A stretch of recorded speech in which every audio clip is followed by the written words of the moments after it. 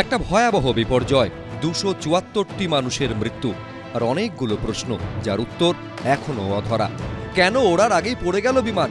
যান্ত্রিক ত্রুটিতেই ঘটে গেল এত বড় বিপর্যয়, নাকি নেপথ্যে রয়েছে অন্য কারণ? সাধারণত ধরুন প্লেনটা উঠে যায় একটা রানওয়ে থেকে, 30% রয়ে যায় রানওয়ে, তখন আমরা টেক অফ করি। ধরুন মাঝখানের একটু পরে আমরা টেক অফ করে নিই। কিন্তু যেটা আমার অবজারভেশন, এইখানে কিন্তু প্লেনটা পুরো রানওয়েটা এখান থেকে চালু করে একদম শেষে গিয়ে এখান থেকে টেক অফ করেছে। আর এটা আমরা বুঝলাম কি করে, যখন টেক অফ করেছে দেখবেন এইখানে কিন্তু ওই ডাস্টগুলো উঠে এসছে।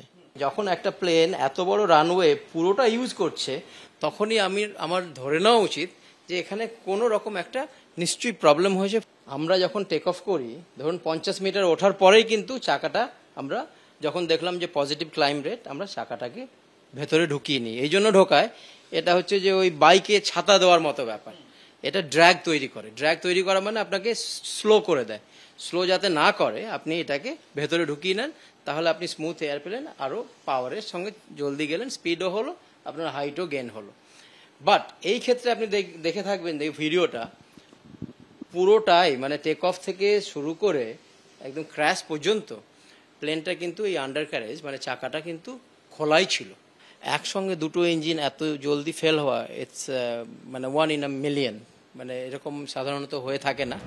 বিশেষজ্ঞরা বলছেন এইসব প্রশ্নের উত্তর দিতে পারে বিমানের ব্ল্যাক বক্স। সোমবারই দুর্ঘটনাস্থল থেকে উদ্ধার হলো অভিশপ্ত বিমানের ককপিট ভয়েস রেকর্ডার এবং ব্ল্যাক বক্সের আরেকটি অংশ। দুর্ঘটনার পর থেকে হন্যে হয়ে এফডিআর খুঁজছিলেন উদ্ধারকারী দলের সদস্যরা।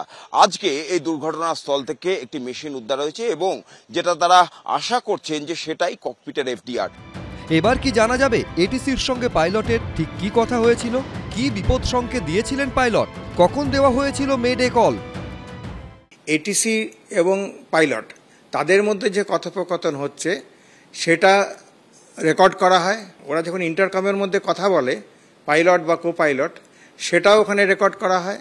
যত রকম আওয়াজ আছে সেই আওয়াজগুলো রেকর্ড করা হয়। এগুলো আমাদের তদন্তকারী অফিসাররা যখন তাদের এই কথোপকথনগুলো শুনে তারা মোটামুটি তখনই বলতে পারবে যে দুর্ঘটনাটার समय ठीक की হয়েছিল। कॉकपिट का एफडीआर जैसा लग रहा है। अभी एयरक्राफ्ट एक्सीडेंट इन्वेस्टिगेशन ब्यूरो और एयर इंडिया की टीम अभी इन्वेस्टिगेट कर रही है कि एग्जैक्टली वही है कि नहीं। अहमदाबाद म्यूनिसिपल कॉर्पोरेशन के इंजीनियरिंग डिपार्टमेंट के जो लेबर से उन्होंने ये फाइंड आउट किया है। বিমান দুর্ঘটনার তদন্তে অত্যন্ত গুরুত্বপূর্ণ এই ব্ল্যাক বক্স। এতে বিমানের যাবতীয় তথ্য ধরা থাকে।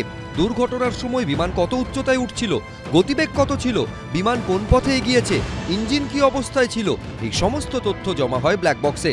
পাশাপাশি ককপিট ভয়েস রেকর্ডারে ককপিটের কথাবার্তা, রেডিও ট্রান্সমিশন, ওয়ার্নিং অ্যালার্ম এবং অন্যান্য যান্ত্রিক শব্দ ব্ল্যাক বক্সে সংরক্ষিত থাকে।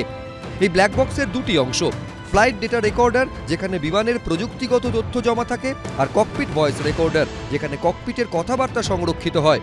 সূত্রের খবর, ব্ল্যাক বক্সের এই অংশগুলি পরীক্ষার জন্য দেশের বাইরে নিয়ে যেতে পারে বোয়িং, কিন্তু তা কতটা নিরাপদ? ট্যাম্পারিং হওয়ার চান্স যেমন আছে, স্যাবোটেজও চান্স আছে, সবকিছুই আছে। টেস্ট বোধহয় এখানেই হবে, এটাকে বাইরে পাঠানোর কোনো ব্যাপার হচ্ছে না। কেন যে এই ট্যাম্পারিং এর কথা চিন্তা করেই কিন্তু গভর্নমেন্ট ইন্ডিয়াতেই এটার ডিকোডিং এর জন্য ব্যবস্থা করছে। সোমবারও দুর্ঘটনাস্থলে যান এয়ারক্রাফট অ্যাক্সিডেন্ট ইনভেস্টিগেশন ব্যুরোর তদন্তকারীরা এবং এয়ার ইন্ডিয়ার প্রতিনিধি দল। আবির দত্ত, পার্থপ্রতিম ঘোষ, এবিপি আনন্দ।